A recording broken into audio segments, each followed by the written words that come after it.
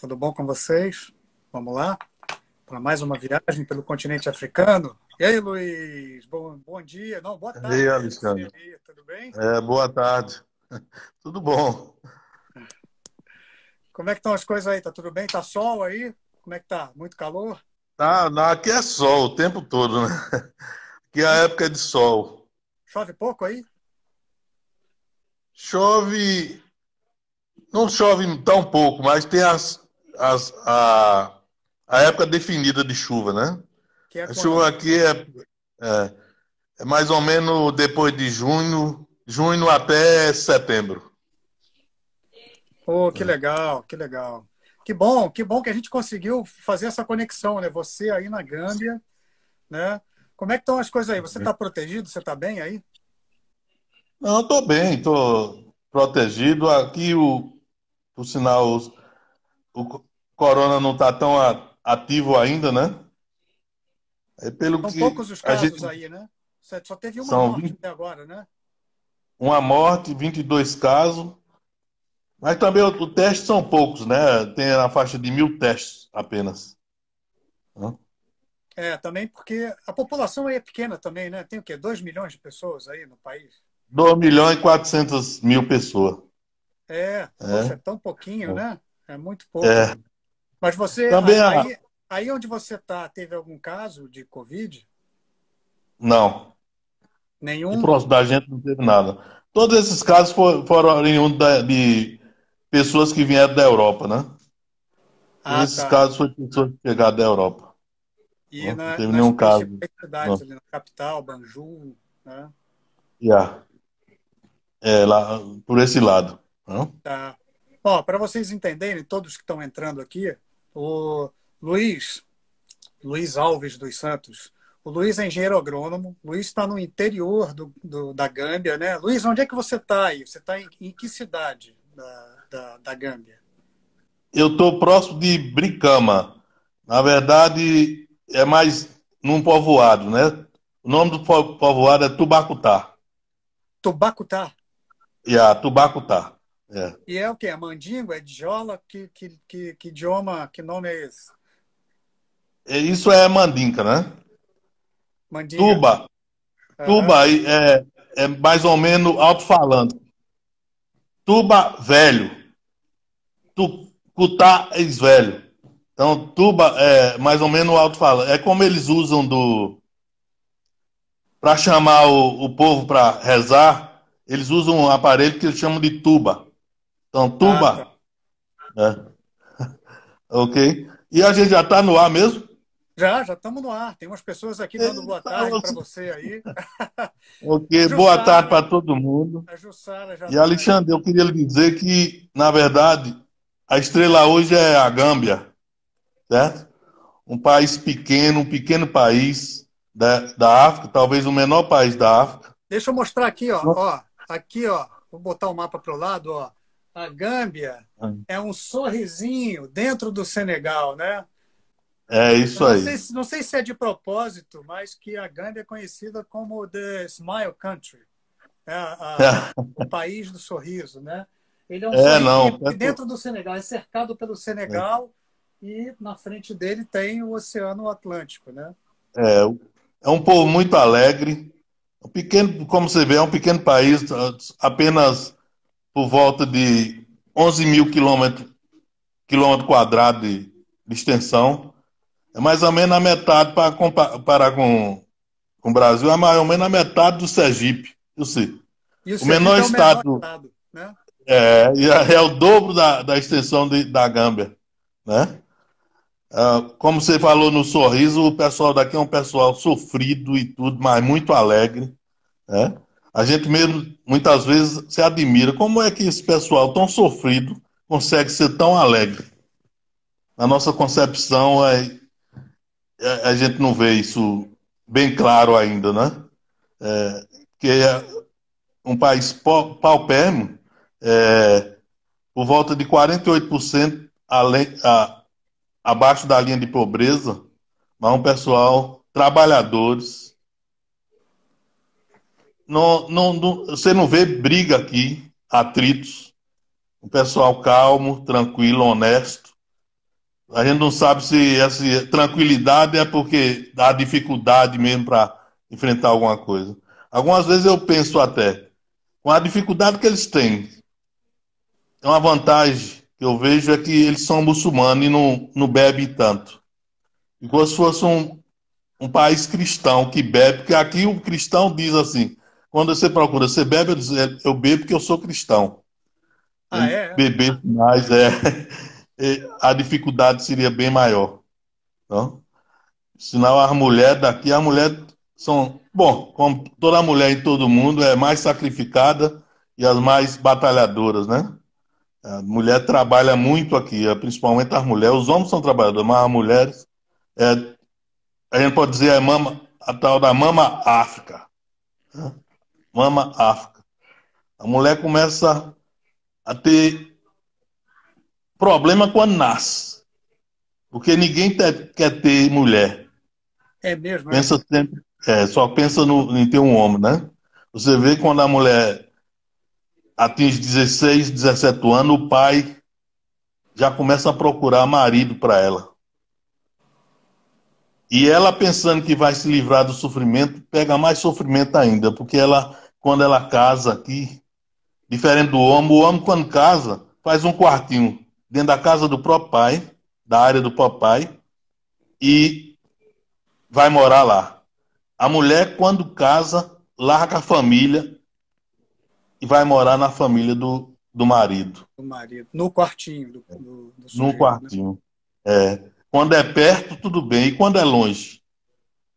Aí já diz, só volta para a família se o marido largar ela. Largar ela não, trazer de volta. E aí continua a dificuldade, porque você vê, se ela muitas vezes procura casar para sair de casa para ter uma autonomia.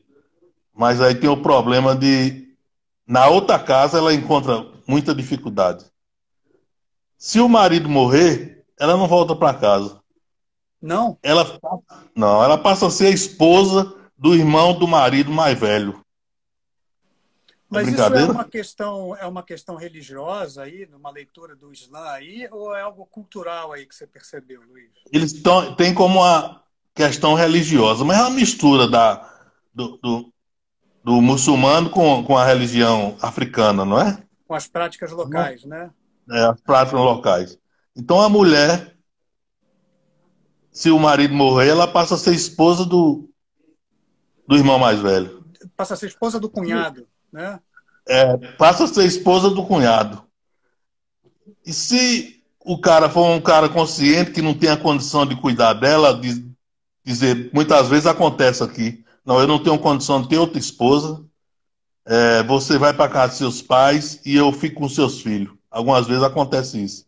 Mas na maioria das vezes ela fica lá com algumas vezes o cara já tem três esposas e ela vai ser a quarta. Ou Você tá seja, na entendendo? hierarquia das esposas, ela ainda vai ser a esposa menor, porque foi a esposa que A chegou primeiro. menor, a menor. A que vai ser mais Né? explorada pela É, família toda, né? com certeza. E não tem autonomia de voltar para casa do pai, não. Só se ele permitir. Você está entendendo? É uma, é uma coisa tremenda. Muitas vezes a gente fica triste de ouvir algumas histórias aqui. Muitas vezes, em alguma rodada, a gente senta com algumas meninas de 18, 19 anos e a gente procura. Se você casar e seu esposo quiser ter outra esposa, qual o problema? Ele diz, não, não, nada. E eu sendo a primeira, ela não tem aquela noção de que ela sendo a primeira e aparecendo a outra, ela não é mais a primeira, né? Porque o cara, o esposo dela já não aceita ela tanto, né? Mas essa concepção da vida e outras coisas. Quando ela é mesmo casada, quem cuida da maior parte dos filhos é ela. Para botar na escola, comprar material escolar, tudo é por conta dela. O esposo, muitas vezes, tem uma dispensa ali que deixa o saco de arroz trancado. É E só mesmo. há para e só há para servir a comida, não para ela só, E muitas vezes nem o marido tem autonomia, porque quem manda é o pai dele. Eles moram aqui. Tem casa que tem o pai, tem quatro, cinco, seis filhos homens que mora com a família junto. A formação familiar aqui é desse tipo, E né? aí você está falando uma coisa que é muito curiosa, viu, Luiz? Porque você tem aí a junção das práticas, que são as práticas patriarcais dessas sociedades aí no interior, mas também uma adaptação do Islã, que isso aconteceu aí muito no século XII, lá que foi quando o Islã atingiu essa região aí e tal, né? E você tem assim e tem uma questão que é uma questão bem cultural aí, que é as famílias, os núcleos familiares, eles não vão se desfazendo como a gente está acostumado, por exemplo, aqui no Brasil, né? O filho se casa, vai embora, vai morar sozinho, vai criar outro núcleo familiar. Aí não, né? Aí os homens estão sempre concentrados, né? A família é uma coisa muito importante, é um valor muito importante, né? A família, para o bem e para o mal também, né? Com certeza, é isso. Pro bem e pro mal. Então ele mora com os pais. Quando o pai morre, o mais velho assume aquela família. Né? O mais velho é quem vai comandar aquela família. Né? Muitas vezes tem algum caso que o mais velho largou a casa por alguma razão e fez a casa dele mesmo. Se o pai morrer, ele tem que voltar para tomar conta da família. Porque a responsabilidade é dele, né? A responsabilidade é dele. Né? Algumas vezes, uma coisa engraçada é isso. Em todo lugar tem gente boa e gente ruim, gente preguiçosa e gente trabalhador, né? E tem Sim. alguns irmãos preguiçosos que tá lá dentro e o trabalhador não pode botar para fora, não. Tem que dar comida. Faz parte da responsabilidade, né? Ele tem que cuidar de Faz todos, parte da inclusive daqueles responsabilidade. que É. estão ali só deitando, né? Só para tá ali. Muitas vezes eu ouço a história, mas vai meu irmão lá. Por que você não manda? Não, não pode mandar embora, não. A gente tem que aguentar até ele. Muitas das vezes o cara tem mulher, tem filho, tem tudo, e os outros que tem que abastecer. Entendeu? E a mulher tem ela tem a responsabilidade também de cuidar, né, das plantações, né, das pequenas agriculturas aí, não tem? Ou é conjugado, é homem com mulher? Aqui eles definiram desse jeito. Se é fruta, é homem que toma conta. Você vê, o trabalho já é menos, né? O cara só vai colher. Se é verdura, vegetais, tudo, é a mulher. Outra coisa é aqui. Se você, mesmo numa empresa como a que eu trabalho, eu botar um homem trabalhando com as mulheres, ele vai ficar olhando e bota a mulher para trabalhar. E a mulher não se escusa, não. Tá entendendo? Ainda tem disso também. Ó, Né? isso é uma questão que eu quero voltar a ela para conversar com você sobre a empresa onde você trabalha, né? A gente tem duas É. perguntas aqui muito boas. Assim, a Ellen está perguntando se essa relação aí são só nas famílias mais pobres ou nas cidades também você identifica uma relação com as famílias com mais poder aquisitivo, se você identifica esse tipo de relação com a mulher, com os irmãos, né, com a família toda reunida. E a Bianca está perguntando aqui, o que acontece se uma mulher se rebela? Né? Se rebela é uma coisa séria, né? Muitas vezes tem muita desavença dentro de casa. Eu vou contar uma história de um caso. O cara trabalhava comigo como encanador. Ele hoje trabalha fora. E por sinal, ele foi um dos meus tradutores no início da minha chegada aqui. A gente vai falar disso, É. calma. Conta a história. E ele tinha uma esposa que trabalhava aqui com a gente também, mas não se dava com ninguém. O encarregado de trabalhar com ela era complicado. Aí ele passou um dia sem contato Mas com ele, aí depois era complicado porque ela tratava mal as pessoas ou não conversava com ninguém. tratava mal, não queria fazer o que se mandava fazer, desse tipo, né? E aí, depois de um certo tempo, eu só vi falar, ó, mama tem outra esposa, vai arrumar problema. O que aconteceu? O pai dele, que ele é do Guiné-Bissau, pai dele pegou uma mulher lá e trouxe para ele e disse: você vai ter que casar com essa mulher. Ele casou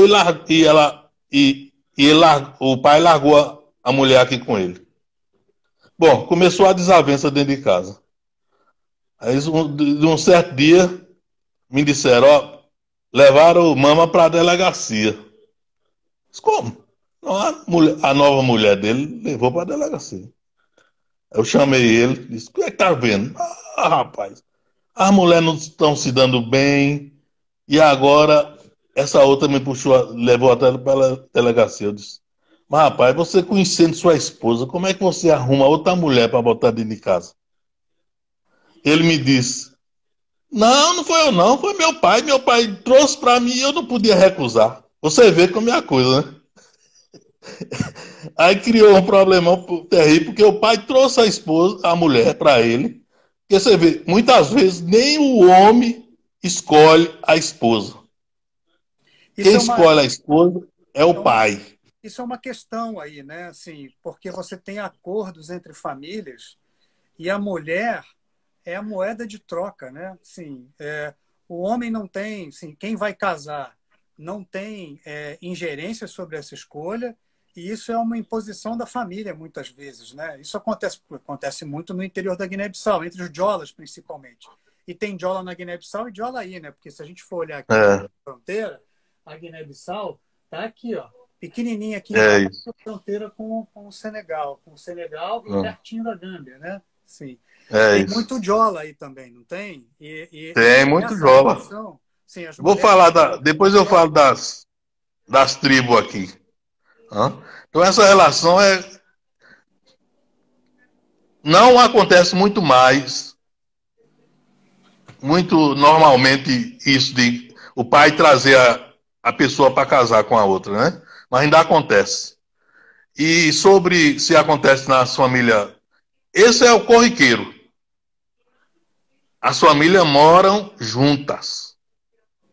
Não tem, não, você casa e vai morar sozinho. É a coisa mais difícil do mundo, viu? Se você Mesmo as famílias mais ricas, né? É a mesma coisa. mesmo as famílias mais ricas, mesmo as famílias mais ricas, isso é o normal da comunidade toda, certo? Claro que alguém que chega de fora, não vai usar dessa estratégia, né? Porque, por sinal, eu tenho um menino que eu trouxe para cá, já casou aqui. Claro, ele tem a casa dele, ele não foi morar em lugar nenhum, né?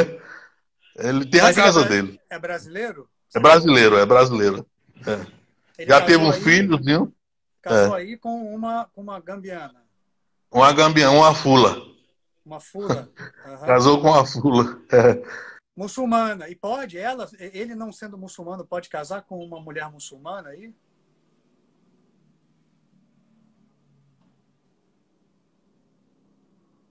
E congelou. Você congelou, Luiz. Jade está perguntando de que estado do Brasil é o Luiz. Vamos perguntar para ele. Eu sei de onde ele é, mas vamos perguntar para ele. Vou passar a sua pergunta para ele, tá?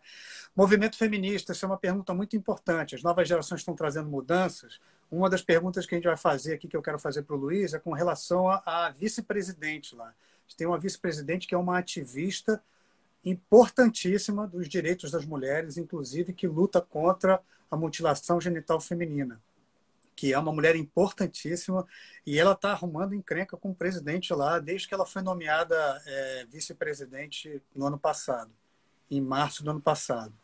Então, estão rolando brigas homéricas políticas dentro do país, né? Porque a Isatou Touré,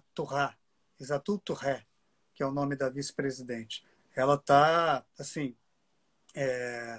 impondo a agenda dela, que é inclusive uma agenda feminista para ele, e está rolando atrito lá no governo. Deixa eu mostrar para vocês de novo onde é que fica a Gâmbia, né? A gente começou a conversa mostrando aqui no mapa. A gente tem aqui, ó, o mapa está ao contrário para vocês, né? A gente tem aqui a Mauritânia, né?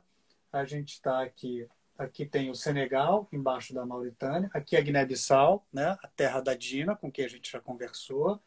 O Senegal, onde a gente conversou com a Alzira, né? E a Gâmbia é um sorrisinho, né?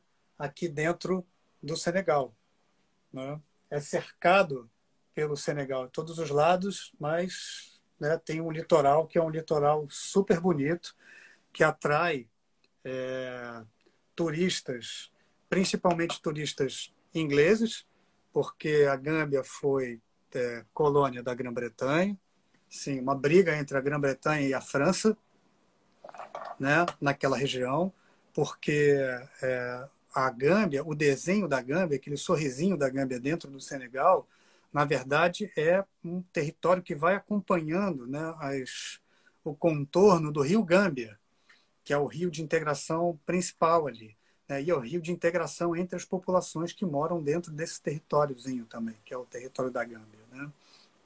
Então, aquela região ali, sim, é uma região cercada por uma área que fala francês em todos os lados, né? E a Gâmbia fala inglês, né? E mais ao sul você tem a Guiné-Bissau, que fala português, que foi uma colônia dos portugueses, foi uma ocupação dos portugueses, e mais ao norte, lá em cima do Senegal, você tem a Mauritânia, que também foi ocupação dos franceses. Então você tem ali uma ilhazinha ali. A Jade disse que está confusa com o mapa ao contrário, mas eu não tenho como mostrar um mapa para vocês, porque eu não tenho um mapa ao contrário da África para mostrar aqui, para ele ficar certo, né? A Ellen está falando, eles se dão bem, eles se entendem? Se entendem, porque eles falam nas línguas locais, né? Assim, você tem muito Djola, você tem Fula e tem muito Mandingo, Mandinga naquela região. Então, eles falam a própria língua, né? Sim, uma das características, inclusive uma característica que a gente conversou aqui no papo que a gente teve com a Paola lá atrás, né? Que é uma das grandes características, né, dos povos africanos, se a gente puder ser bem generalista, e a gente nunca gosta de ser generalista nessas conversas, é que eles são poliglotas por cultura. Você sabe falar a língua do seu grupo étnico e fala a língua de outros grupos étnicos próximos com quem você, historicamente, né, secularmente, você faz comércio. Então, uma das características dessas sociedades africanas é a tendência a você ser poliglota, né?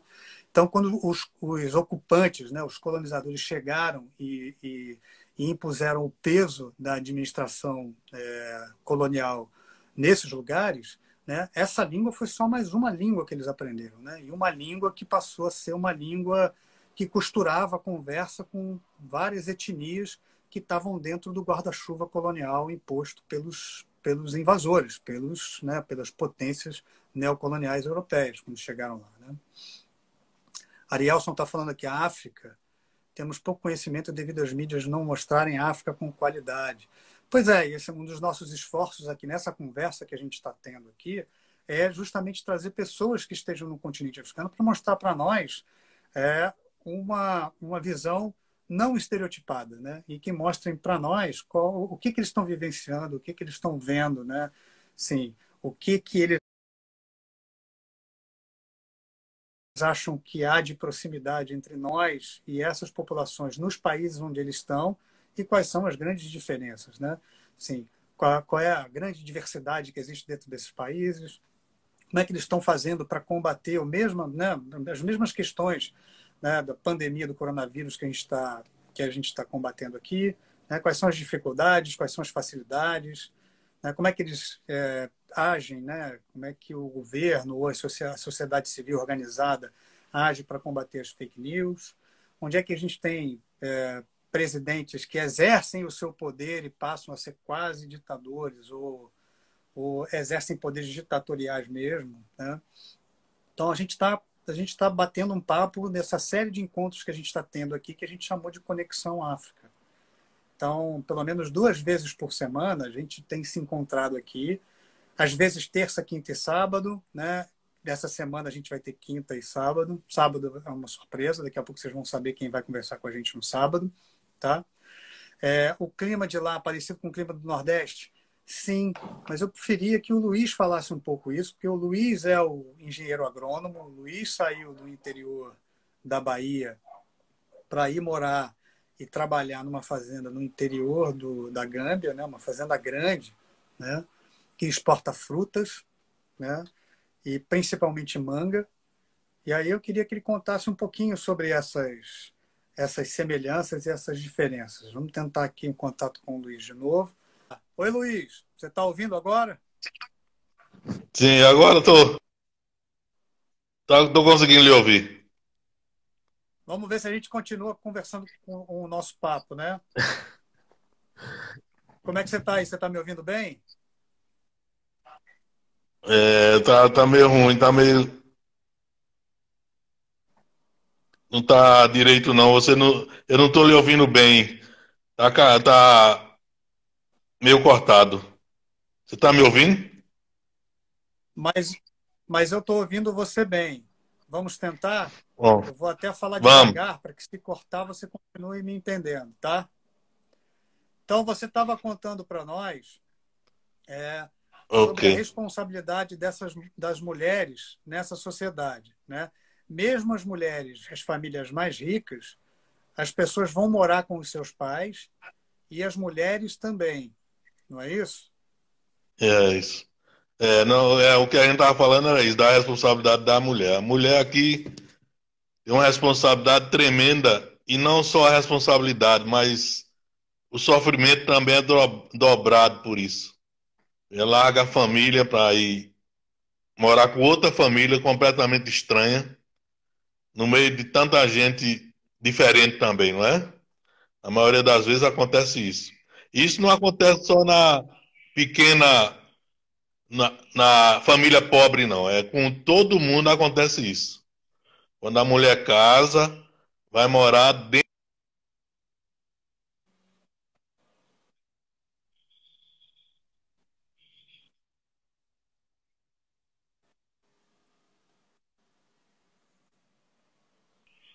Você está me ouvindo?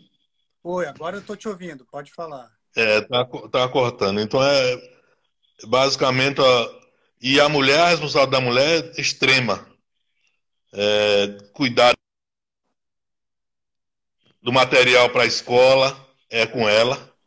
O esposo não quer saber do. Claro que isso é na família pobre, né? Cuidar do material da escola. O marido pensa que a responsabilidade dele só é botar comida quando bota na mesa, né? Algumas vezes a gente chega ao absurdo de ouvir as histórias e dizer: eu não sei nem para que você é casada. E o cara não lhe ajuda em nada, você é que ajuda a todo mundo. E é por aí a coisa, né? E isso é, assim, como lembrou a Jade, é um olhar nosso sobre a cultura deles, né? Isso aí tem um contexto que é um contexto cultural, né? Lá, né? Lá não, aí, né? E a Eleonora e a Setsu estão fazendo perguntas que são complementares, né? Seu filho entrou aqui, está te dando tchau, está dizendo show, meu pai. Né? O Luiz Eduardo entrou. A Eleonora e a Eu Setsu não estão sei fazendo qual é o perguntas aqui que deles, são eu tenho complementares, um. né? A mulher pode se separar, né? Qual é a punição que ela sofre se ela se separar? Bom, ela não tem que ter. Ela não, dificilmente ela tem a iniciativa de se separar. Porque, veja bem, se ela casada aqui, o valor dela já é pouco. Se ela não tiver marido, pior é. É de um jeito aqui, Alexandre, que eles entendem assim: quem não tem marido, a mulher que não tem marido, dá para qualquer coisa. Você vê o absurdo. Mas é assim que eles pensam aqui. Tá? E veja, quando ela retorna normalmente, se ela se separou, o marido trouxe de volta para casa. Quando ela está em casa, normalmente ela tem o valor dela é o mínimo possível, entendeu? Porque ela já volta com filho, já volta com dificuldade e não é fácil, na verdade. Na verdade, para a mulher a coisa é complicada, principalmente se ela não tem alguma instrução e a maioria daqui não tem. Você vê daqui de uns, talvez, até quando eu cheguei aqui, as mulheres.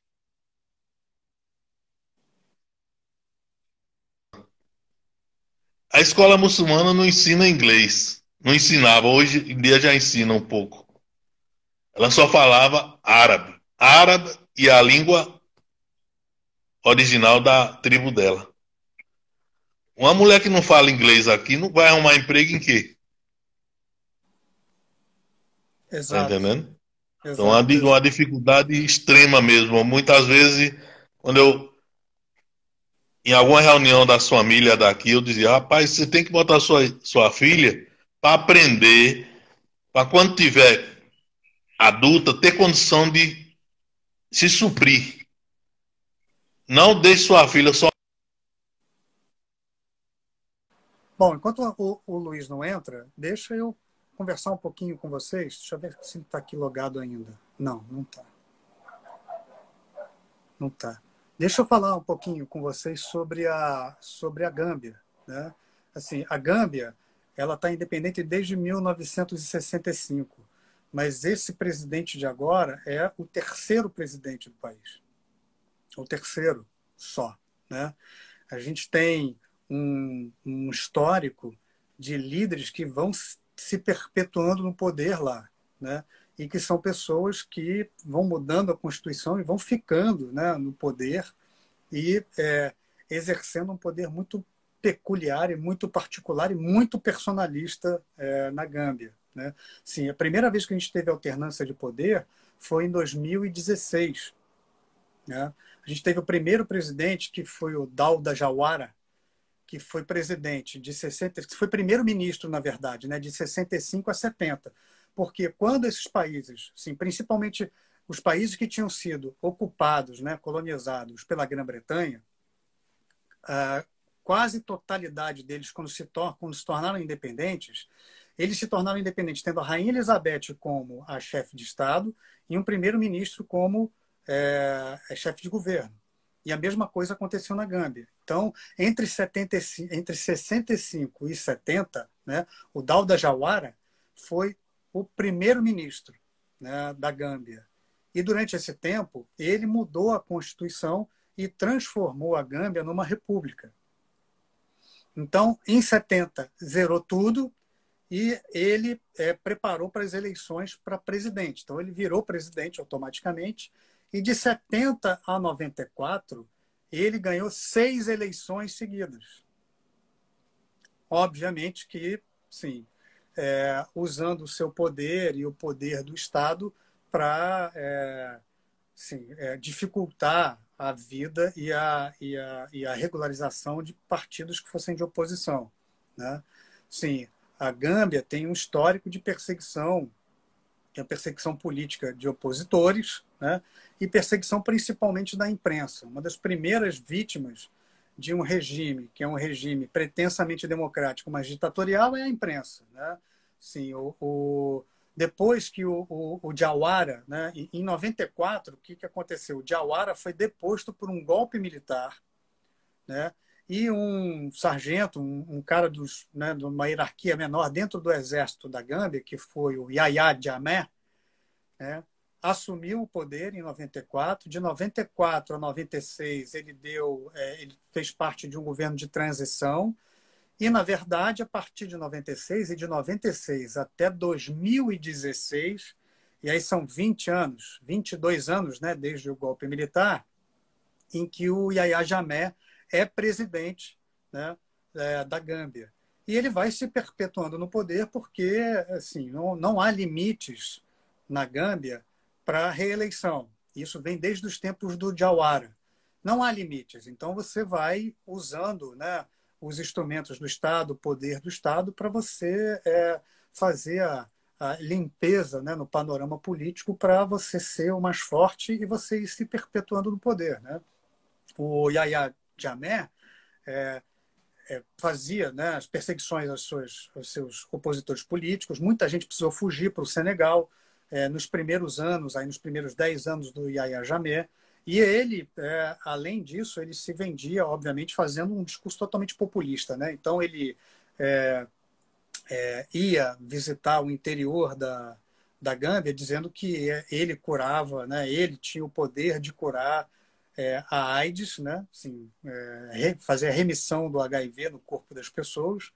E ele também tinha o poder de acabar com problemas respiratórios e a malária. Então, ele construiu um culto à personalidade fortíssimo, que é uma característica né, assim, uma das principais características desses regimes, que são regimes totalitários, né? E, obviamente, perseguindo a imprensa, mandando fechar jornais e mantendo só um canal de televisão e um canal de rádio, que é a rádio controlada pelo governo, né? Em 2016, né, o que aconteceu em 2016 foi que assim, numa eleição em que pela primeira vez a gente teve um líder de oposição tendo a oportunidade de competir, mas um líder da oposição que nem era um líder de oposição muito forte, né, que era o Adama Barrow. Pela primeira vez, né, o que aconteceu foi aquilo que a gente viu assim, refletido nas urnas, um descontentamento gigantesco da população com os mandos e os desmandos do Yahya Jammeh. Então, de uma maneira surpreendente, o Adama Barrow, que foi o presidente, né, foi o competidor, né, do Yahya Jammeh, ganhou as eleições por uma margem de 9%, mais ou menos, né? Sim, de diferença, né? E o Yahya Jammeh, em princípio, disse que ia respeitar os resultados, mas em seguida ele disse que não ia contestar, que ele ia continuar sendo presidente. Então isso causou uma questão, isso causou um problema enorme político, né? Uma inconstância política tão grande que a União Africana e a Comunidade Econômica dos Estados da África Ocidental, que é CEDEAO, que é uma instituição de ajuda, né, e de organização para ajuda econômica, mas também tem um braço armado para fazer incursões militares onde você precisar ter intervenções humanitárias, né, ali na África Ocidental, nos países que fazem parte da África Ocidental. Eles votaram o envio de tropas para garantir a posse do Adama Barrow. Então, por isso, né, nesse contexto, um contexto em que a União Africana e a CEDEAO, né, deram apoio à eleição e à tomada do poder pelo Adama Barrow, né, que ele assumisse a presidência, o Yahya Jammeh fugiu, né, saiu, foi para o Senegal, e do Senegal ele foi para a Guiné Equatorial. A Guiné Equatorial, que é assim, um país onde você tem um governo despótico, você tem o ditador, que é um dos ditadores que há mais tempo está no poder no planeta, ele está lá desde 1979, que é o Theodore Obiang Nguema, está lá, e é lá que o Yahya Jammeh está abrigado, né? Mora num palácio, porque ele se locupletou do dinheiro do Estado durante os 22 anos em que ele teve no poder, então ele tem uma fortuna, né, fora da Gâmbia, então ele agora está vivendo dessa fortuna que ele angariou, né, que ele foi acumulando enquanto era o presidente.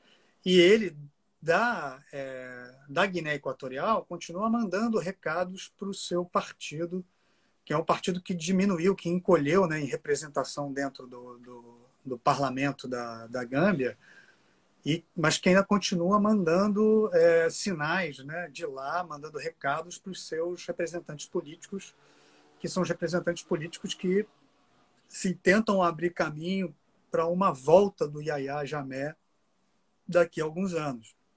A grande questão política hoje na Gâmbia, e a gente não conseguiu nem chegar, né, perto dessa discussão lá com o Luiz acabou de me mandar uma mensagem dizendo que ele está sem sinal de internet, o pacote de dados dele não suporta, né, a entrada dele ao vivo. Então, a gente pode tentar a conversa com o Luiz de novo, né? Me comprometo a gente tentar a conversa com o Luiz, porque será uma conversa muito boa com ele, acho que vale a pena. Vamos tentar na semana que vem, né? Amanhã eu vou divulgar para vocês quem vai ser a pessoa com quem a gente vai conversar no sábado, tá? Sim, vale a pena, né, esperar pelo sábado. Então, fechando aqui, só porque também o nosso tempinho aqui da nossa live está terminando. Tem mais 4 minutos aqui. Para falar um pouquinho sobre como é que está o ambiente político hoje dentro da Gâmbia, né? Sim, o Adama Barrow, quando ele assumiu a presidência, a presidência lá são 5 anos, né, de mandato. O mandato é de 5 anos. Ele se comprometeu a, no terceiro ano, né, ele fomentar, né, eles ele ia pedir afastamento, e aí eles iam conseguir fazer uma transferência de poder para o outro representante da oposição e, juntos, mudarem a Constituição para impedir todas essas possíveis reeleições, essas reeleições infinitas que se possa ter lá, e para fazer um novo processo eleitoral lá. Então, o que acontece? Né? De 2017 foi quando o Adama Barrow assumiu. A gente já está no terceiro ano, 2020. Né? No final em março do ano passado, assumiu como vice-presidente, né, uma ativista feminista, né, uma mulher, né, muito forte lá na vice-presidência, que é a Isatou Touré. E ela está pressionando o Adama Barrow a se desligar do governo para fazer aquilo que foi combinado em 2017, quando eles finalmente conseguiram tirar o Yahya Jammeh do poder. Então, o que acontece, o que tem acontecido agora, é essa briga entre os dois, porque o Adama Barrow não quer sair do poder, né? A Isatou Touré está batendo de frente com ele, e enquanto o governo se fragiliza nessa briga entre os dois, o Yahya Jammeh vem alimentando de lá da Guiné Equatorial, né, manifestações que pedem a volta dele ao poder. Né? E ele vem enviando dinheiro, né, para esses opositores, né, para representantes do partido dele, para ele ir costurando, né, costurando esses opositores, né, esses opositores políticos que pedem a volta do Yahya Jammeh à presidência, para que ele saia do exílio para voltar, para vir salvar o povo da Gâmbia. Então a gente está nesse momento, né, nesse momento político, né, e essas manifestações são manifestações que a princípio podem parecer manifestações legítimas da população, mas já se descobriu que o Yahya Jammeh tem pago, né, tem dado dinheiro para que essas pessoas se reúnam, ganhem dinheiro para ir lá fazer as manifestações em favor do Yahya Jammeh. Ó, o Luiz está tentando entrar de novo. Como faltam 1 minuto para acabar essa nossa live, aqui, esse primeiro pedaço, essa primeira parte da nossa live, eu vou fazer o seguinte, eu vou sair, viu, Luiz? Sei que você está acompanhando aí. Eu vou sair e vou tentar entrar de novo para a gente tentar conversar com o Luiz, tá? Ô, Luiz! E agora, como é que tá? Você tá me vendo? Ah, melhorou. Agora já estamos no Wi-Fi. Ah, Normal. tá. Não mexe no celular, não. Deixa o celular paradinho aí, tá? Tá bom. Luiz, o pessoal tá com curiosidade de saber da onde você é aqui no Brasil e como foi que você foi parar, qual foi o caminho que fez você chegar aí na Gâmbia. Eu sou da Bahia, Juazeiro. Hã? Eu me formei em Juazeiro mesmo. Juazeiro tinha uma faculdade de agronomia. Graças a Deus, naquela época, a faculdade era difícil, mas em Juazeiro tinha uma. Juazeiro e Petrolina é um polo de fruticultura muito importante no Brasil como um todo, né? Por sinal, a região exporta a maior quantidade de fruta para o mundo, né? Depois que eu me formei, eu trabalhei fora de Juazeiro, mas 5 anos depois eu retornei para Juazeiro e fui trabalhar numa empresa que tinha manga e uva. Nessa empresa eu passei 15 anos. Eu larguei a empresa, fui fazer consultoria. E na consultoria a gente conhece muita gente, né? Conheci o dono da fazenda, da maior fazenda de manga, talvez do mundo, Paulo Dantas. É o maior exportador de manga do Brasil, com certeza. E ele me fez essa proposta. O pessoal da Inglaterra comprava manga a ele. Eles tinham essa fazenda aqui e estavam precisando de alguém. Eu disse, eu vou. Aí eu vim trabalhar com manga aqui. Na época só tinha 100, 20 hectares, hoje já tem 200 hectares. A proposta era crescer mais ainda o plantio de manga, né? Aí a gente mudou a vertente para não crescer a fazenda, mas sim comprar a manga do pessoal daqui, né? Então a minha Ajudar, vinda foi desse tipo. e ajudar as comunidades locais também, né, a Com produzirem e venderem certeza, para vocês para poder distribuir renda de alguma maneira, né? com certeza. Hoje em dia a fazenda explora manga, explora green beans, que é feijão verde, um feijão tipo feijão de Aham. vagem, baby corn, que é um milho pequeno, também para salada também, e pimenta, muita pimenta também. E E como é que algumas vezes a gente explora, planta também a abóbora, né? É as culturas que a gente explora aqui. como é que foi a sua adaptação aí? Foi fácil você se adaptar ou você tomou uma certa surra, né, quando chegou? Não, sempre é difícil, né?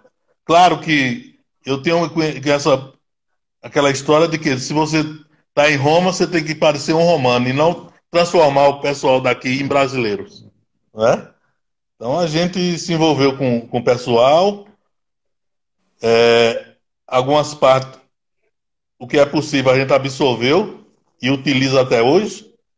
O que a gente entende que pode ajudar eles a melhorar a vida deles, a gente faz isso, não é? E difícil foi demais, porque na época eu não falava inglês e não falava nenhuma língua deles aqui, né? Como é Eles que têm você umas fez então? 6 ou 8 línguas. Bom, a gente usou do início de tradutores, né? O que é um grande problema na agricultura, principalmente no local desse aqui, a gente trabalhar através de tradutores. Na Por época eu quê? era. Porque quando a gente fala. Normalmente a tradução não é exata. Não é exata. A gente diz uma coisa, eles entendem por outro lado. Por E- sinal, todo mundo quer. Todo mundo quer mostrar autoridade, né? E o tradutor não se conforma em ser apenas o tradutor. E quando você, muitas vezes, orienta a pessoa para ela pensar, dizendo ao tradutor que ele pense se daquela maneira, assim, assim, é bom de fazer, o tradutor não ia por aí, dizia, não, você vai ter que fazer assim. Aí é onde a complicação vinha. E na maioria das vezes, como eu naquela época eu era ainda novo, mais novo ainda do que hoje, tinha que fazer. Muitas vezes tinha que subir na planta, que as plantas de 5, 6 metros de altura, para podar, para mostrar a eles como podar. Porque se eu só dissesse de baixo para o tradutor, eles acabavam com a planta e não faziam nada direito. Né? Mas como é que é essa troca aí? Porque tem um conhecimento que é um conhecimento secular aí da maneira como as pessoas fazem as coisas, né? Qual é o cuidado que você toma na hora que você vai sugerir, por exemplo, que alguém faça de uma outra maneira, porque talvez dessa outra maneira seja mais eficaz, seja mais eficiente, a pessoa não leve tanto tempo, ou seja melhor para a planta. Como é que é esse cuidado que você tem, né? Para não parecer que você está querendo impor uma maneira que é a certa e a deles é a errada. Bom, desde aí mesmo, Alexandre, a gente tinha esse cuidado. Quando a gente ia fazer alguma coisa, fazer uma cerca, cavar um buraco ou coisa assim, a gente chegava para o trabalhador e dizia: Ó, a gente vai fazer esse buraco, essa cerca aqui, ou essa aguada aqui. Como é que você acha que é a melhor maneira de fazer? Certo? E a partir daí, em conjunto, a gente definir como ia fazer. Certo? Isso aí que fez com que eu aprendesse muita coisa, não só aqui como aí. Né? Então a gente tem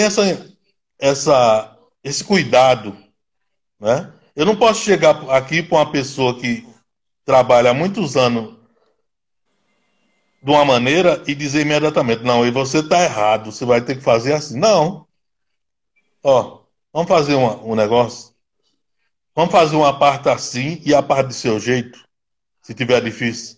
E no final a gente sabe quem é que está com a razão, ou melhor, qual é a melhor maneira de se fazer. E o importante não é quem está com a razão, é a melhor maneira de se fazer e o melhor resultado que se obtém. Né? O melhor resultado que se obtém. É isso que a gente tomou o maior cuidado com isso aqui. Né? E hoje, você, 11 anos depois, você está em 11 anos, né? Eu fiquei a primeira vez 2 anos, voltei, aí fui trabalhar com o Paulo Dantas, na maior fazenda de manga que tem aí. Uhum. Aí depois de 1 ano, eu pensei que eu estava devendo alguma coisa ainda aqui. E eles estavam precisando de novo de alguém. Eles tinham trazido mais dois agrônomos para cá e não tinha dado certo. Eles comunicaram comigo, eu disse, eu vou. Pessoal, você é maluco, você voltar para lá para quê? Você está empregado aqui e tudo. Eu disse, não, mas eu acho que eu estou devendo alguma coisa. Pô, eu acho que eu tenho alguma coisa com a África. Bom, todo brasileiro tem, né? E Exatamente, eu voltei exatamente. aqui, voltei para cá, mas estou concluindo esse percurso. Até agosto eu estou voltando para o Brasil. Né? O que que você acha? Eu vou fazer essa pergunta depois. 11 anos depois, você disse que no começo você tinha dificuldade para se comunicar, precisava de um intérprete, né, de um tradutor. E agora, você já sabe se comunicar com usando as principais línguas aí da região? Sim, eu não falo a língua, Alexandre, eu não vou lhe mentir, mas eu entendo elas todas, principalmente se é no trabalho, não é que é o importante, no trabalho. Mas eu falando da dificuldade de antes, muitas vezes, eu vou contar para você, eu ia no carro, né? Eu com 4, 5 pessoas, e imediatamente eles falavam diferente. Uma língua que eu nem entendia mesmo. Algumas vezes brincando, eu chegava assim, parava o carro e dizia, ó, todo mundo desça. O que é? Não. Se vocês não falarem inglês, que eu entendo um pouquinho, vocês não vão comigo. Aqui não é lugar de falar mandinca ou falar jola. Vai dar uma brincadeira, né? E assim foi que a Aham. gente foi aprendendo. Tem algumas historiazinhas também. O jola, o cumprimento do jola de como tem um How are you? Tem como é que vai você? Caço mãe. Para mim me envolver com eles, eu peguei o caço mãe e botei falando em inglês. Por que vocês estão querendo saber de minha mãe? Você nem conhece Dona Laura, vocês estão querendo discutir sobre Dona Laura? Minha mãe era o nome de Dona Laura, né? É isso aí fazia a graça da brincadeira, né? Outra coisa era Issamadê. Issamadê é o bom dia do Mandinka. Aí o Samadê ficou meu cumprimento para todo mundo em todo momento. Onde eu chegava era todo mundo. Isamadei, Isamadei, Isamadei. Então, essas coisas a gente se ajeitou por aí, não é? Outra coisa, aqui a gente tem na faixa de 5, tem na faixa de 9 tribos, mas tem 5 tribos mais importantes, Aham. como a Olof, a Fula, a Mandinka, a Jola, a Manjaco, né? E a Manjaco. Então essas são as mais importantes. E aí eu criei alguma característica para essas tribos, para não ficar por fora nas brincadeiras, nas Tá. reuniões. Aí eu começava a contar o que eu achava de cada tribo. Mas você consegue identificar quem é quem aí? É fácil de identificar quem é Não é Mandiaco, fácil, quem é não. Calofo, quem é. Manjaco é fácil. Se Manjaco abrir a boca, eu sei que é Manjaco. É? Se o Manjaco abrir a boca, eu sei. Eu tenho muita aproximação com o Manjaco e eu vou lhe contar por quê depois. Então, o Olof, você vê, por sinal, Gâmbia tem 2 línguas oficiais. É o inglês e o Olof. O Olof é Isso língua mostra que oficial? É. O Olof, Isso como mostra geralmente a que. gente fala em inglês e português, a gente fala jalofo. Jalofo, mas é o Olof, é a mesma coisa. É. Isso mostra quanto o Olof era importante, né? Que é a Na principal Gâmbia. etnia que compõe o Senegal, por exemplo, né? Que está aí também, né? É isso, Vocês estão é dentro isso do mesmo. Senegal, né? Na verdade, Alexandre, se não fosse a colonização, Senegal e Gâmbia eram um país só.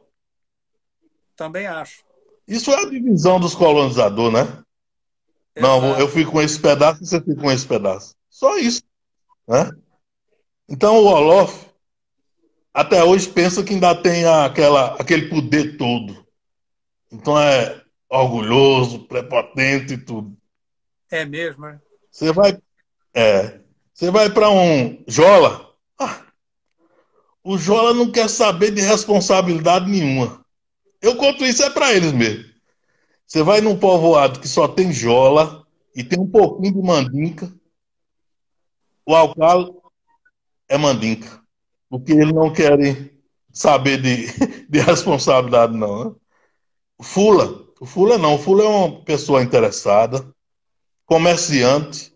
Eu me lembro do Fula, na minha região, não sei se sua região tem isso, na, naquele meu tempo, há 40, 50 anos atrás, aquelas bodeguinhas de esquina e ponta de rua, era tudo dos piauienses.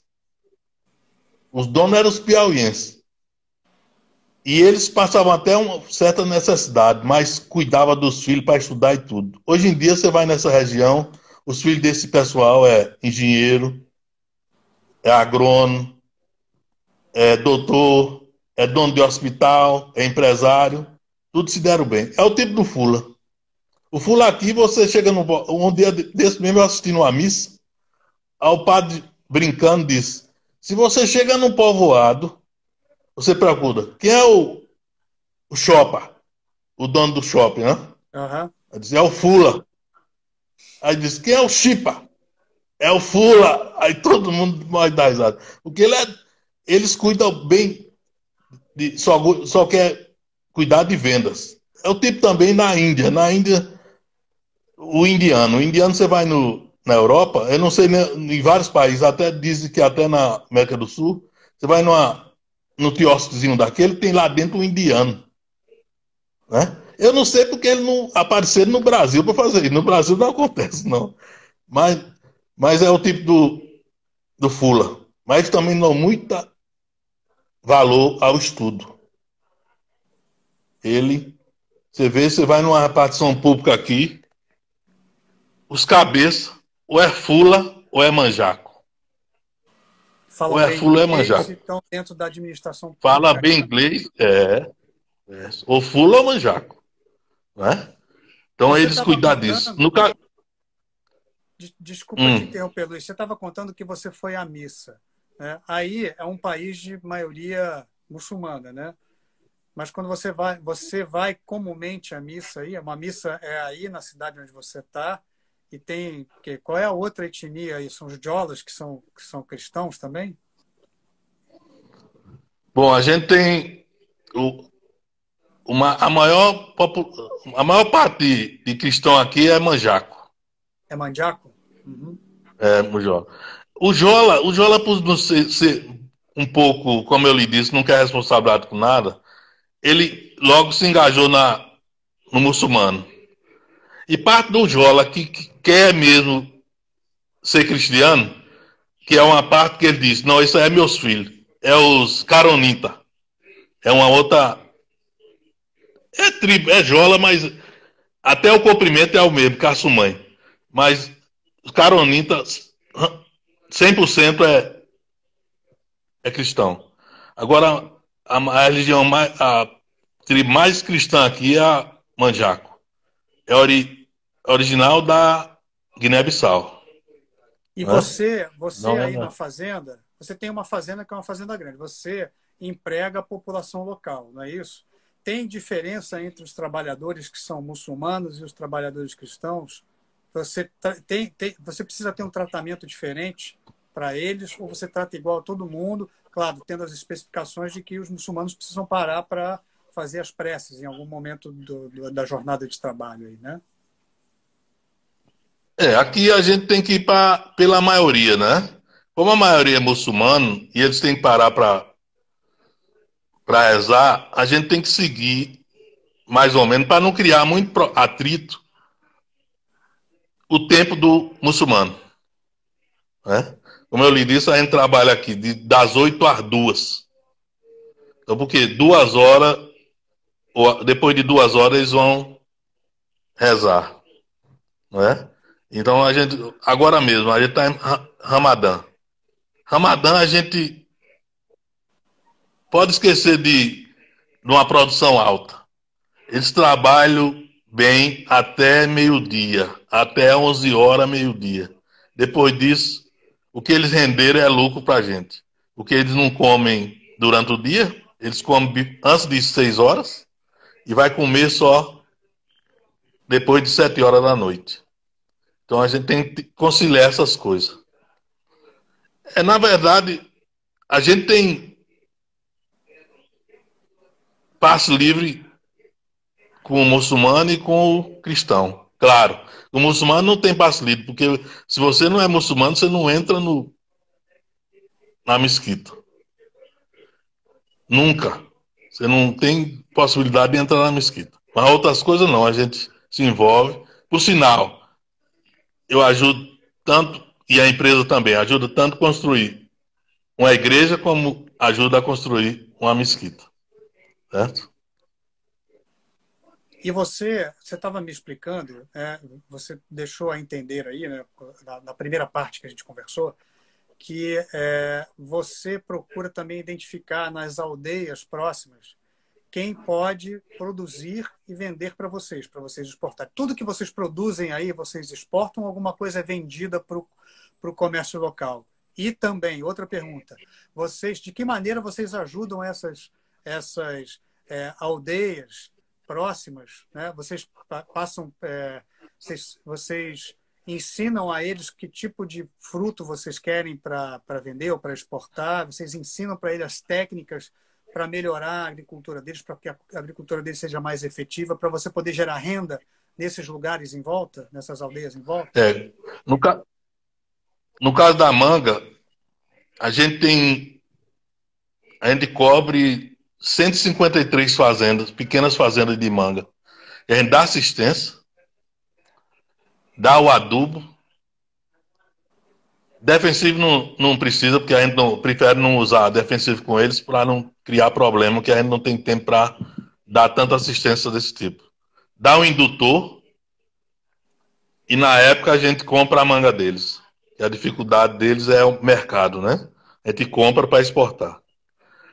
No caso dos vegetais, até agora a gente tem procurado envolver eles com o feijão e a pimenta, mas não conseguimos.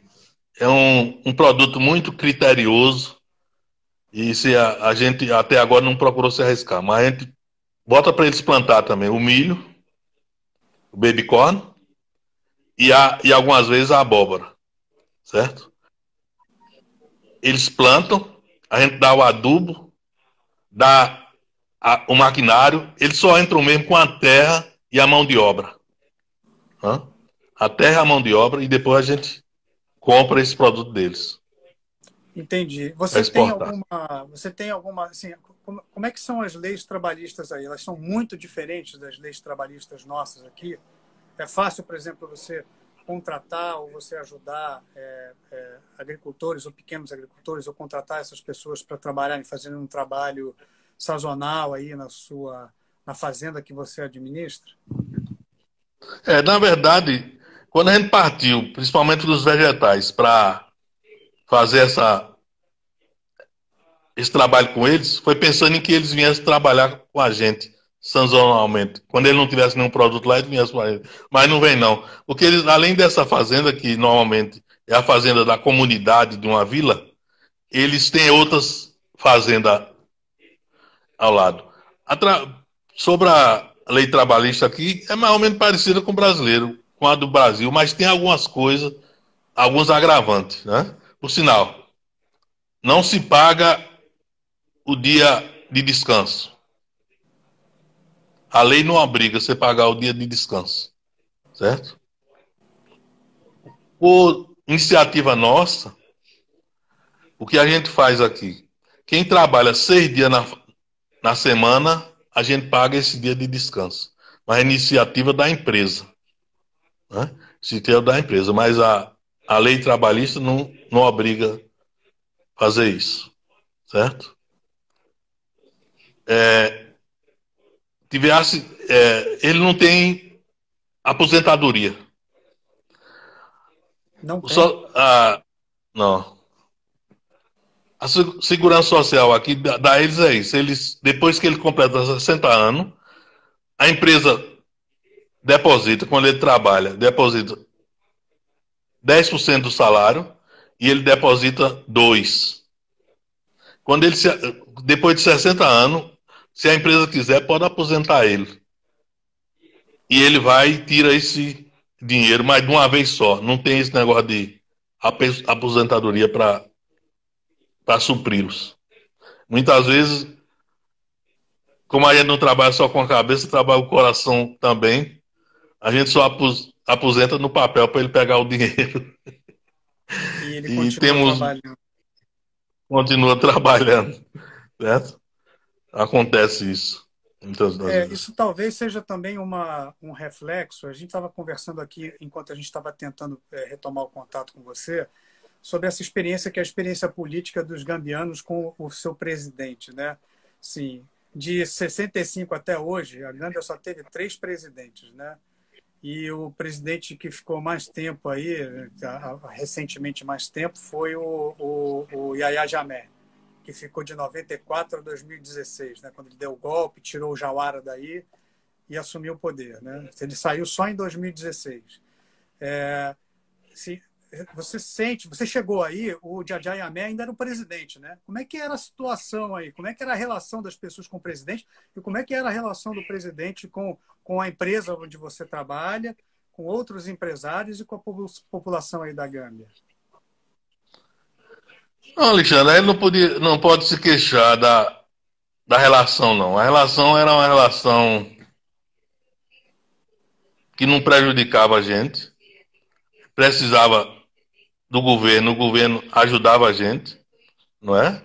Claro, tinha as coisas da política lá que diziam que muitas vezes quem falava da política ele desaparecia e muita gente prova que desapareceu muita gente, mas a relação de trabalho com a empresa não tinha nada a ver.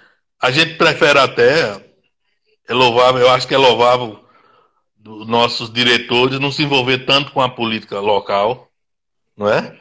Se, por sinal, quando tem eleição, vem um de um lado, a gente ajuda, vem outro do lado, a gente ajuda do mesmo jeito, né? E normalmente o governo nos dá, dentro das possibilidades, assistência. Claro que eles veem a gente mais do que a gente vai a eles, entendeu? Entendi. Ele vem polícia,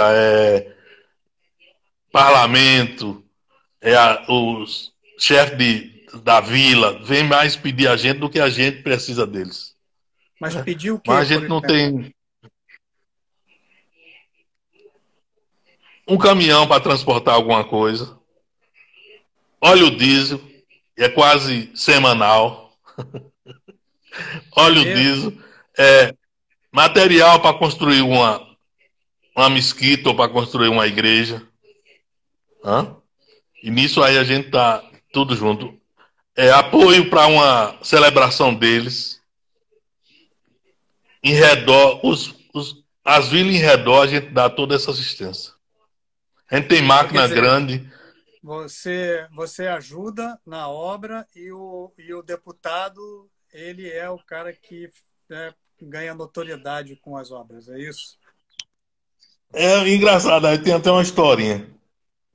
Quando esse pessoal vem a mim, principalmente o deputado, a gente diz: você, tudo bem, a gente vai lhe ajudar, mas você deve ter bastante influência com o pessoal. Quando a gente precisar de gente para trabalhar aqui, traga a gente. e não aparece ninguém. Na hora que a gente precisa, a gente tem que ir lá de porta em porta pedir para que o pessoal venha trabalhar. Entendeu? Porque o resultado de deputado, eu sempre digo aqui, se a gente fosse esperar alcalde e deputado para ter trabalhador aqui, a gente tava ruim. Então a gente tem que se virar, ir nas vilas, fazer amizade para ter trabalhador. Falando nisso, Alexandre, a gente tem perdido produção aqui por falta de trabalhador. É mesmo, é? Tá faltando mão de obra? É, falta mão de obra. Você vê do. Agora não, mas se você vê do mês de dezembro para março, a gente perde produto no campo por falta de trabalhador. Que é a época do feijão, é a época da pimenta mais rija. Hã? Agora já aliviou mais, só tem a manga. Então a gente tá lá botando direito. Mas a gente tem perdido por falta de trabalhador. Olha, que curioso isso, né? Que curioso. E vocês são os maiores empregadores aí da Gâmbia? Eu posso dizer que a gente somos o segundo, né? Porque na verdade é o terceiro, mas o primeiro é o governo. Primeiro sempre é o O governo, né? segundo Um grande é, cabidão de o empresas num segundo é, lugar de... o segundo é a empresa de água e energia, que é do governo também. Então a gente é o terceiro. Que é do O governo. O terceiro atual empregador. presidente, o Adama Barrow, trabalhava na empresa de energia, né? É, trabalhando na empresa de energia. Então a E a empresa energia de aqui é a energia aí, base de. a empresa de energia aí não é a empresa de energia como a gente está acostumado, né? Que é a hidrelétrica, etc e tal, né? Aí não tem hidrelétrica, apesar de você ter um rio aí que é o rio Gâmbia, que atravessa o país todo, a energia aí é toda de termoelétrica, né? Você tem que queimar óleo diesel para gerar energia, né? Queimar óleo diesel. É, queimar óleo diesel. Então a gente aqui compra a energia do governo, queimando óleo diesel, e a gente tem nossos geradores para queimar óleo diesel também, porque não podemos confiar na energia do governo só para a agricultura. A gente tem aqui, só nessa fazenda eu tenho uns 8 geradores. Na outra fazenda menor a gente tem mais 2 geradores. Porque a gente não pode confiar na energia, porque o nosso sistema é todo irrigado, e se parar 2, 3 dias a gente perde a safra. Principalmente de pequenas culturas como feijão, pimenta e milho. Hã? Então, essas Ó, coisas aqui aí. tem uma pergunta do Pablo. Como é feito o pagamento aos trabalhadores? Você paga em dinheiro vivo, né? As pessoas têm conta em banco? Acho que dificilmente tem, né? Você paga essas pessoas com dinheiro vivo? E qual é a razão da falta de mão de obra? Se você tem algum palpite para isso? É, a gente paga em dinheiro vivo. A razão da Dalase, falta de né? mão de obra. Em Dalase, né? Hã? Dalase é a moeda daí, né? Dalase. Dalacia, Dalacia. O Dalaci. Delacia é o que é? Hoje, $1 é 50 Delacia.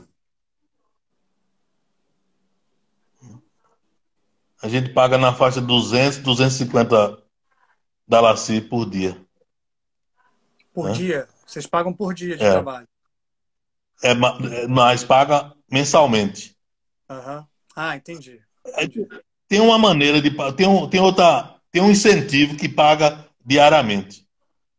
Por sinal, a gente, em uma parte nossa mesmo, uma determinação nossa,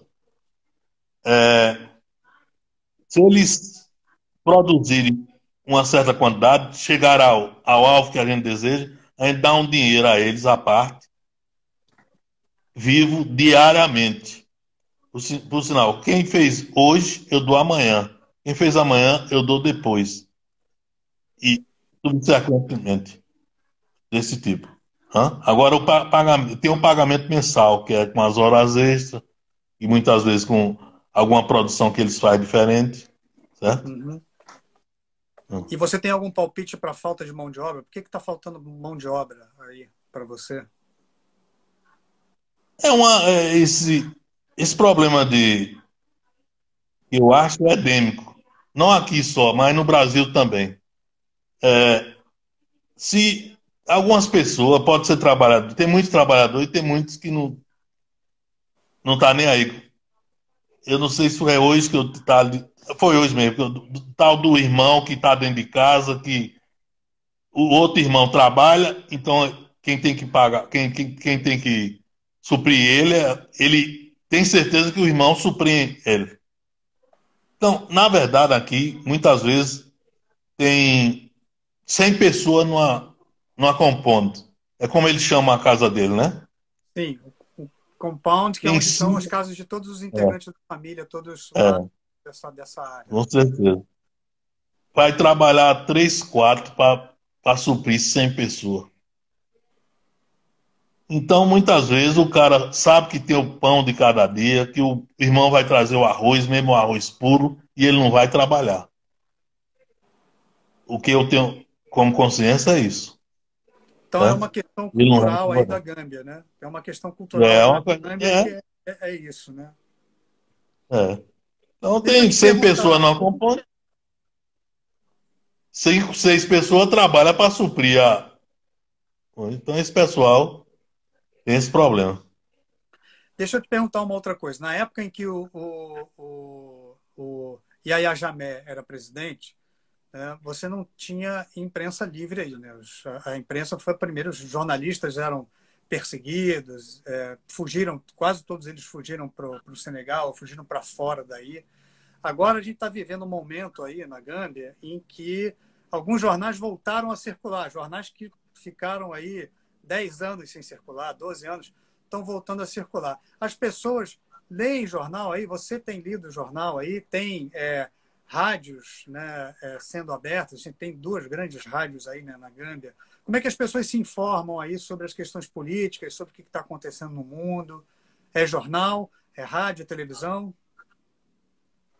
É rádio e televisão. É, na época de Jamé, tinha jornal, tinha até tinha um jornal de oposição. Tinha um. Tinha dois de situação e um de oposição. Farol. Farol. Aham. Né? Aqui o pessoal usa muito o rádio, né? O rádio é muito utilizado. Tem muitas rádios, não grande emissora, mas rádios comunitárias, né? Quase toda a vila aqui tem uma rádio comunitária. E politicamente, a gente, a Gâmbia, eu digo a gente que eu tô na Gâmbia mesmo, tem essa visão de que, por exemplo, Luiz é meu tudo. Então ainda tem aquela visão do coronelismo. Não tem a pessoa não procura opções, não.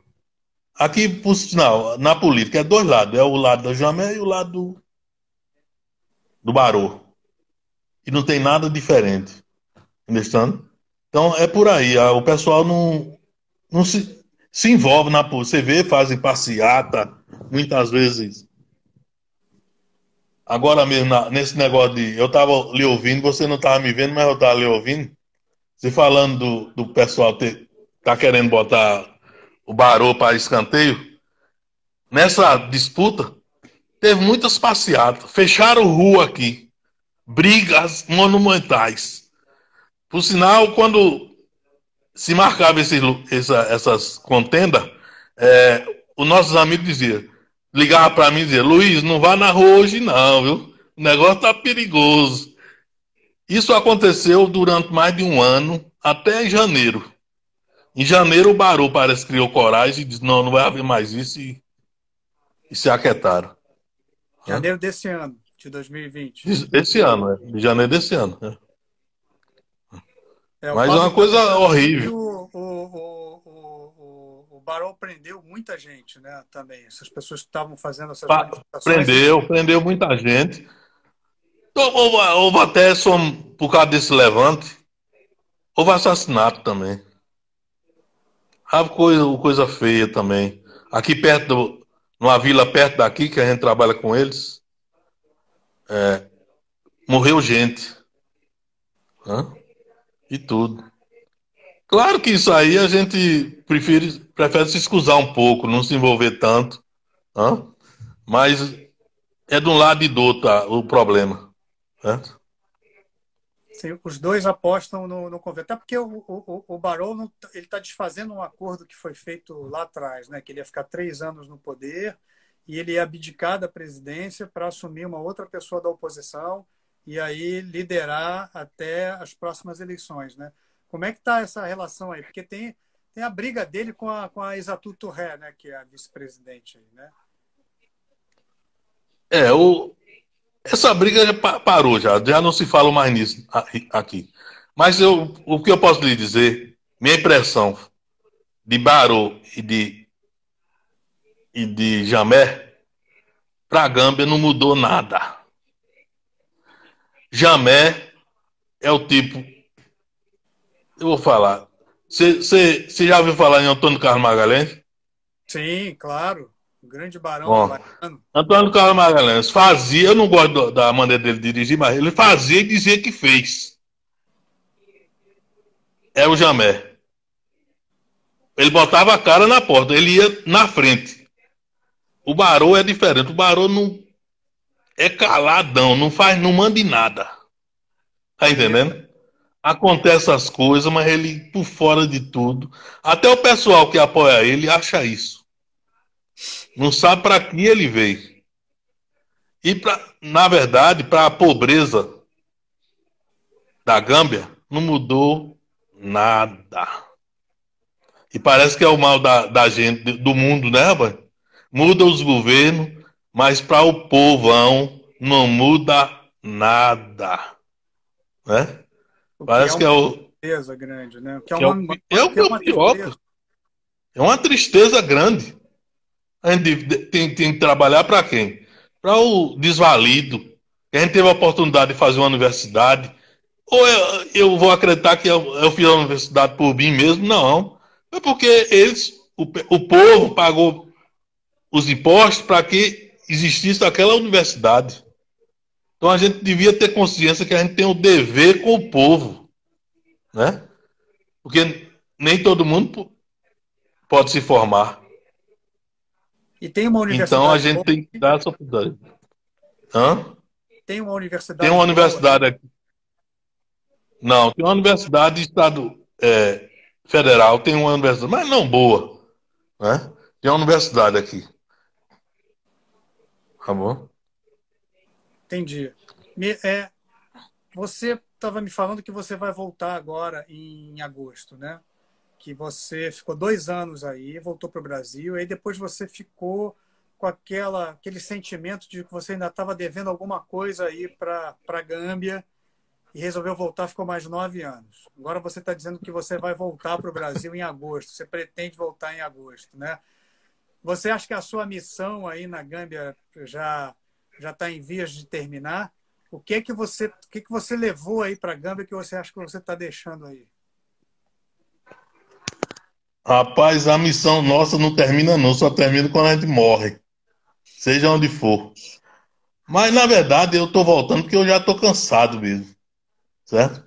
Fiz muita coisa pro Gama, graças a Deus, com a ajuda de Deus e com a ajuda do gambiense.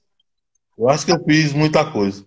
Mas não, eu não vou dizer que vou sair daqui com a consciência do dever cumprido, não, porque aí eu só compro o dever depois que morre mesmo, pra mim. Tá Tá bom. entendendo? Eu não vou dizer que não, eu fiz tudo, não, não. A gente queria ter feito muito, muito mais. Mas chega um ponto que a gente cansa também, não é? A gente cansa. Eu mesmo estou voltando porque eu estou cansado, mas eu já não tenho aquela força, toda aquela força para ajudar mesmo aqui mais. Então chegou deixar para os outros, né? Vem outros aí atrás e para ajudar também a Gâmbia é o que eu desejo. E você tem um herdeiro aí, alguém que você vai deixar, vai passar o bastão quando você voltar para cá para o Brasil? Eu tenho um que vai ficar aqui. Esse que eu te disse que já casou aqui, né? Ele vai ficar. Eu estou aqui com quatro. Talvez Quatro fique dois. brasileiros?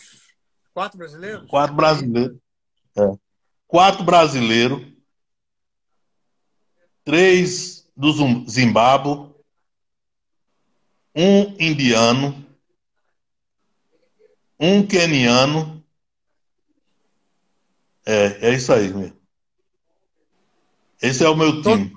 e todos se dão bem, todos se entendem, todos se Ah, acertam. se dão bem, não tem problema, não. Por sinal, tem alguns moram em casa separada, mas a gente tem um grupo de 4 que mora junto. Tem seu apartamentozinho, tudo, mas divide a cozinha, divide o espaço livre. E Hum? dá tudo certo, né? Todo mundo se dá bem, não tem Tá, briga. não tem problema, não. Hum? Luiz, para a gente terminar essa nossa conversa, o que é que você vai trazer da Gâmbia e da relação que você teve com todos esses povos daí que fazem parte da Gâmbia? O que você vai trazer no seu coração? O que você vai trazer de experiência mais engrandecedora, que mais te marcou quando você voltar para cá, para o Brasil? Uma estada aqui de 11 anos, meu irmão, a gente volta completamente outra pessoa, né? A gente tem até dá mais valor até ao nosso país. Eu já trabalhei na Gâmbia, eu trabalho na Gâmbia, já trabalhei no Peru e trabalhei na Nicarágua, né? Passei um certo tempo nesses dois países. Mas o que eu acredito que eu levo o Brasil mais é uma pessoa diferente, uma pessoa que tem uma visão completamente diferente do que. Porque normalmente a gente no Brasil, se não sai para lugar nenhum, acha que o Brasil é o pior lugar do mundo, e isso não é verdade, né? O Brasil, claro que não é o melhor lugar do mundo, mas a gente pode melhorar muito, né? Podemos melhorar muito. Tem condições, tem recursos. E o maior recurso do Brasil é o seu povo. É o seu povo. Quem é a nação emergente que tem uma população do tamanho da do Brasil? Tem um mercado próprio do tamanho da do Brasil? Não existe. Então, na verdade, o que a gente tem é que ter mais coragem de trabalhar e ser honesto um com os outros. Porque se eu faço um trabalho para me beneficiar e não penso em quem está do meu lado, acontece o que está acontecendo hoje em dia no Brasil. A gente tem que pensar mais amplo. A gente tem que pensar verdadeiramente como cristão. Lá no início do cristianismo se diz: você só se salva em comunidade. Por que esquecermos isso? Se eu tenho E hoje em dia, meu irmão, eu vejo a nossa comunidade, não é o nosso país, é o mundo. Você vê, eu estou falando com você daqui para aí. Essa é a nossa comunidade. Então a gente tem que ver o mundo com os outros olhos. Eu tenho que aprender, ver o gambiense, o indiano, pessoa de outros países com os mesmos olhos que eu vejo o brasileiro. Quando a gente aprender a ver isso, a gente melhora muito. Na verdade, o que falta é isso. É humanismo, é humanidade. Como é que eu digo, não, isso aqui é do Brasil? Não, isso aqui não é do Brasil, isso é do mundo hoje em dia. O cristão que é verdadeiramente cristão tem que ver hoje o mundo, a terra como a nossa comunidade. E a gente só salva junto. É isso que eu acredito. Viu? Ô, Luiz, eu quero te agradecer muito, né? A nossa conversa teve alguns percalços no meio do caminho, a gente perdeu o contato, voltou, a gente insistiu, mas eu acho que valeu a pena. Eu gostei muito da conversa com você. Quero te agradecer muito porque você foi muito generoso de dividir a sua sabedoria, a sabedoria de que só tem quem já viveu bastante aqui e quem está vivendo muito aí, né? Experiências completamente diferentes. Eu quero te agradecer muito por você ter dividido com a gente a sua sabedoria e de você ter mostrado que nós estamos irmanados dos dois lados do Atlântico. A gente aqui no Brasil, você aí na Gâmbia, um brasileiro que mora há 11 anos aí, que está há 11 anos. Então, olha, te agradeço de coração, porque você foi muito generoso com o seu tempo e muito generoso com a sua sabedoria, de dividir com a gente a sabedoria desses anos todos que você passou aí, viu? Luiz, muito obrigado. Espero encontrar você de volta aqui no Brasil quando você voltar e que você fique bem aí, tá? Muito obrigado mesmo e até lá. Até a volta. Quem agradece sou eu, Alexandre, de você me dar essa oportunidade.